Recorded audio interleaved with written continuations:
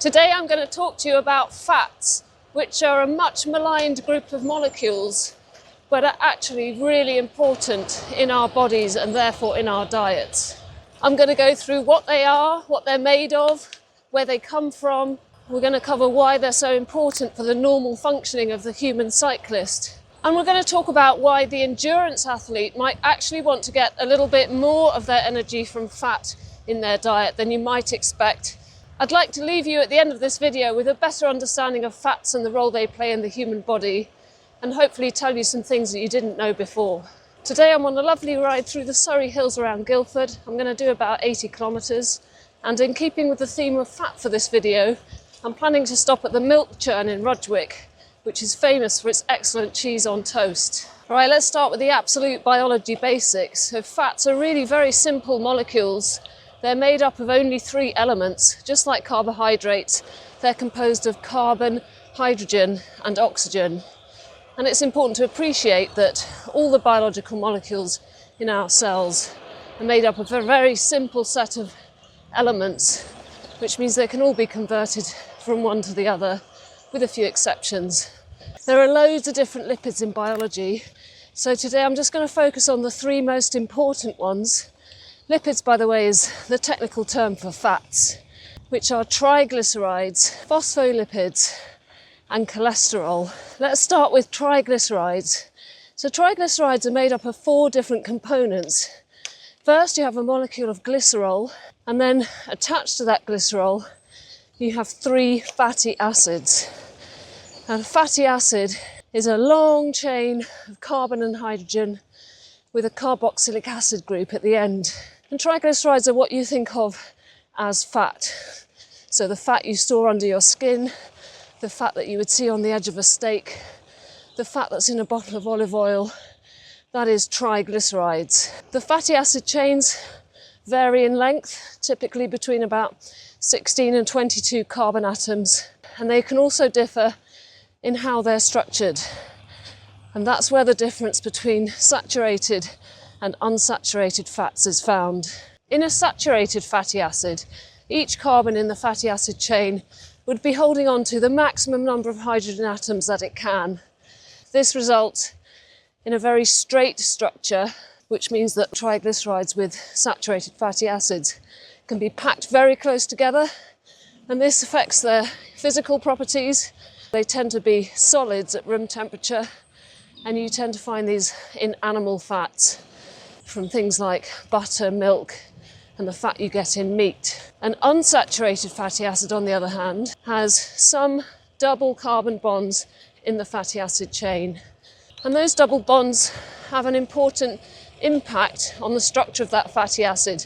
There's a kink in that chain, and that means that those unsaturated fatty acid chains don't pack together quite so tightly. These triglycerides tend to be liquids at room temperature, and you tend to find them more commonly in plants. So that's where we get our oils from, which are liquid at room temperature. There's a third type of fatty acid, which is actually man-made and not very good for you at all, and that's what's called a trans fat. They're made by hydrogenating vegetable oils and are used in ultra-processed foods. They increase harmful blood cholesterol and raise the risk of heart disease.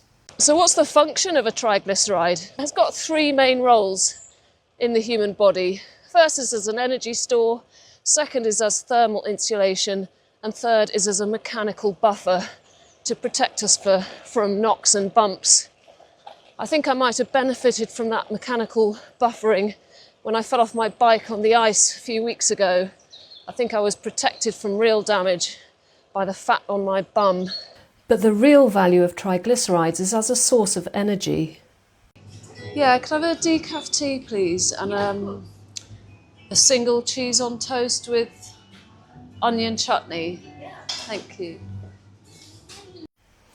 Fats provide about 9 calories per gram, while carbs provide only about 4. So fat yields more than twice as much energy per gram as carbohydrates. Lots of saturated fat in your diet can raise the risk of heart disease, so their intake should be limited in favour of healthier plant oils. In fats, there's less oxygen relative to carbon and hydrogen than you would find in carbohydrates. And that ties in with the observation that in order to use fats as fuel, you need more oxygen than you do when you burn carbohydrates. Because of this, fats are the preferred source of energy at rest or when exercising gently in zone 2, and fat max is the effort at which we are using the most fat calories. It's possible to increase the power we can put out at fat max by doing lots of gentle bike rides like this one, stopping to take in the scenery and not rushing around as fast as possible. Counterintuitively, this sort of riding is most effective when properly fueled with carbs which are still in demand. The second group of fats that are really important in biology are the phospholipids. I remember once years ago when I was working as a biology teacher, I was in the queue for lunch in the canteen next to a very young, fit physics teacher. He turned to me and he said, "Elodie, it's my goal to eliminate every molecule of fat from my body." I said, "Mike, you really don't want to do that. Did you know that your cell membranes are made of fat?" And he looked at me aghast and said, "I had absolutely no idea." So it's the phospholipids that are used to make your cell membranes. And remember that your body is made up of 50 trillion cells, and every single one of those cells is surrounded by a cell membrane made of phospholipids. Structurally, a phospholipid is made of a glycerol connected to 2 fatty acids, not 3, and in the position of the third, there's a molecule with a phosphate group attached. That phosphate group changes the chemistry of phospholipids completely compared to triglycerides. Whereas a triglyceride is completely hydrophobic and insoluble in water, the phospholipid has a water-loving or hydrophilic head, which is the phosphate group, and a hydrophobic tail, which is the 2 fatty acid chains. And what that means is if you arrange them in 2 layers, what's called a phospholipid bilayer, you can have a structure, the cell membrane, which can face water on one side and water on the other side, but be hydrophobic in the middle. And the clever part is that these phospholipid bilayers will form automatically when you put phospholipids into water, because the hydrophobic tails automatically turn away from the water and towards each other. Membranes are fundamental in biology. They allow control over what enters and leaves cells. The insulating properties of fat allow electrical charges to be established across membranes. This is how nervous impulses work and how ATP is made by mitochondria. The third and final important lipid is cholesterol, and it's a vital molecule in the body. It stabilises cell membranes, helping them stay fluid but not leaky, and it's the building block for steroid hormones like estrogen, testosterone and cortisol, as well as vitamin D and bile acids. But when levels of cholesterol-carrying particles in the blood, such as LDL, are too high, they can enter artery walls and contribute to plaque formation, increasing the risk of heart disease. Cholesterol is so important that your own liver makes it to supplement what you get from your diet. Some people make too much, and they are the ones for whom statins are effective in lowering the risk of cardiovascular disease. So why might endurance athletes need a little bit more fat in their diets than you might expect? Well, the first reason is just to do with calorie intake. So someone who's doing a lot of exercise and cycling hundreds of kilometres a week is actually just going to need to take in a lot of calories.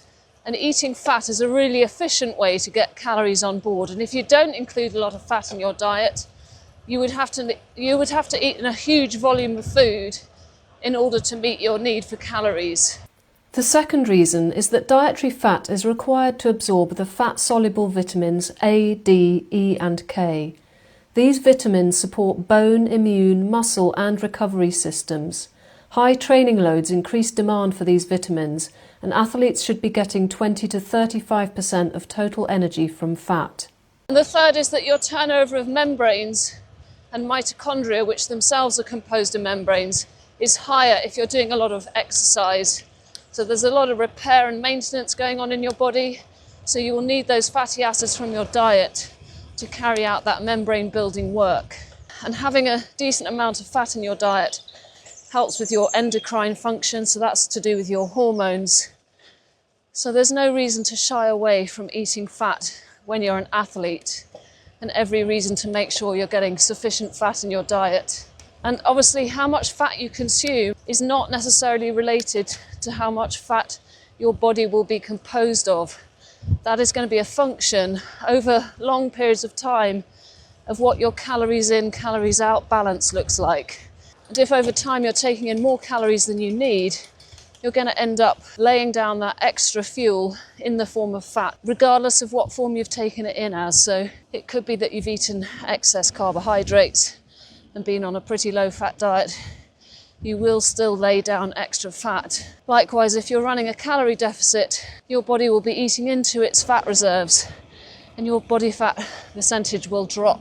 In cycling, there's always a bit of contention around the body fat issue, because watts per kilo is such an important metric, especially for climbers, because you can't argue with the physics that you're going to go faster up a mountain if you're putting out lots of power and you don't have to move very much mass. And so fat mass in your body is not contributing to that power, it's only contributing to the weight. So there is an incentive for cyclists to be as lean as possible, but there are risks associated with being too lean, especially for women, because of the impact that it has on your hormonal function. So it's common for women athletes whose body fat is too low to stop menstruating.